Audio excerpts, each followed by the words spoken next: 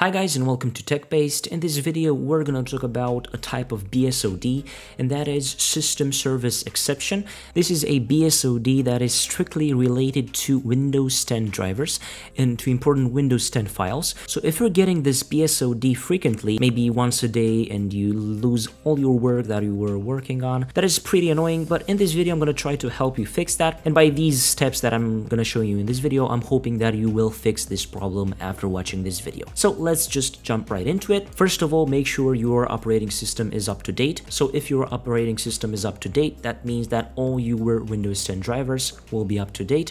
So what you have to do, click on the start menu, then click on the settings icon, then go down a bit where it says update and security, and then go to Windows Update. Here you're gonna have to click check for updates, or maybe Windows will automatically check for updates, and install all the updates that you have here and Windows recommends. Okay, so now you have to make sure that you have your graphics card drivers up to date. Here it depends on what graphics card you have. If you have a AMD graphics card or a NVIDIA graphics card, just go to the official website or use the official driver that is installed on your system and check for updates.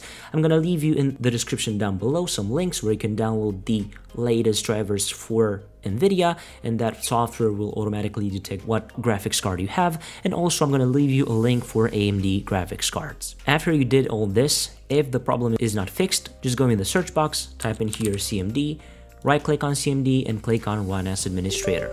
On user account control, click on yes. So here in the command prompt, we're going to run two commands that you're going to have in the description down below. First command will check our disk or our hard drive, and that is chkdsk /r. Then press enter, and as you can see here, if you receive this message, the type of the file system is NTFS, cannot lock current drive, check disk cannot run because the volume is in use by another process. Would you like to schedule this volume to be checked the next time the system restarts? Here type Y and then press enter, and what this means, when you restart your system, Windows will do that system check for you, and of course we'll try to fix problems that can possibly be there. And after the restart, what do we have to do now? The second command is sfc /scannow. This is a system file checker. This will scan for important system files that are corrupted, missing, or anything like that, and we'll try to replace them or fix them. And by pressing enter, the scan will begin. The system will be scanned. You have to be aware that this scan will take up some time. In this case, I don't have a big hard drive, but if you have a big hard drive with, let's say, 500 gigs or a terabyte of storage, the scan will take up longer. But be patient, wait for it, and everything should be okay. After you run these commands, that, as I've said, will be in the description down below, so you can get them from there, what you have to do is to restart your system. And after the restart, check if the system is running correctly and if you're receiving this BSOD again. In the last stage, if you're still receiving the BSOD after you updated your system, after you updated all your graphics card drivers and you ran these commands in the command prompt, what you can do is to reset your operating system. And by resetting your operating system, you will not lose your files. It is not like a complete reinstall of Windows. Only the software that you have installed on your system will be reinstalled, will be deleted, so you can install it after you reset the PC. But don't worry, after you reset your PC, Windows will automatically leave you a file on your desktop which will say what programs were removed, and you will be able to restore them. So type in the search reset, and you have here reset this PC, click on it, and you're gonna have here the section reset this PC. If your PC isn't running well, resetting it might help.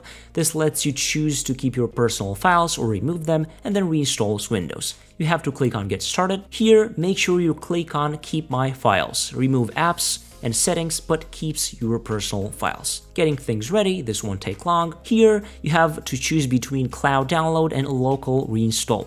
What I recommend you to do here is to select Cloud Download, because Cloud Download will download a fresh copy of Windows 10 from the official Microsoft website and will reinstall Windows.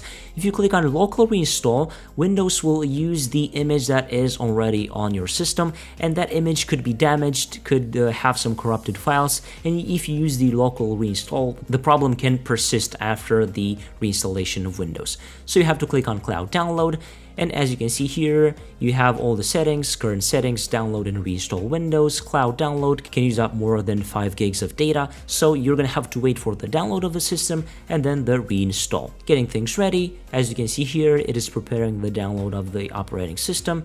This shouldn't take very long, but the download of the operating system of Windows 10 will take up some time depending on your internet connection. So as you can see here, resetting will change settings back to their defaults, keep personal files, download and reinstall Windows, remove all apps and programs, and you can click here, view all apps that will be removed. In my case, this is the list of apps. You can save this list, or as I've said, Windows will automatically generate a file that will have the list of the software that was removed after the reset. So you have a note here, this will take a while and your PC will restart. Cloud download can use more than 3.19 gigs of data, and then you have to click on reset and Windows will be reset. You're gonna have to wait, as I've said, for the process of downloading Windows, and after that, after you restart, Windows will reset. It will be a very similar process to installing Windows, but your operating system will be fresh and as new, and of course, you should not be getting that BSOD anymore. So this was the video for today, guys. If it was useful, don't forget to leave a like down below and also subscribe with the notification bell activated so you won't miss any future uploads like this one on this channel. I was Emmanuel from TechBased. I wish you all a very nice day.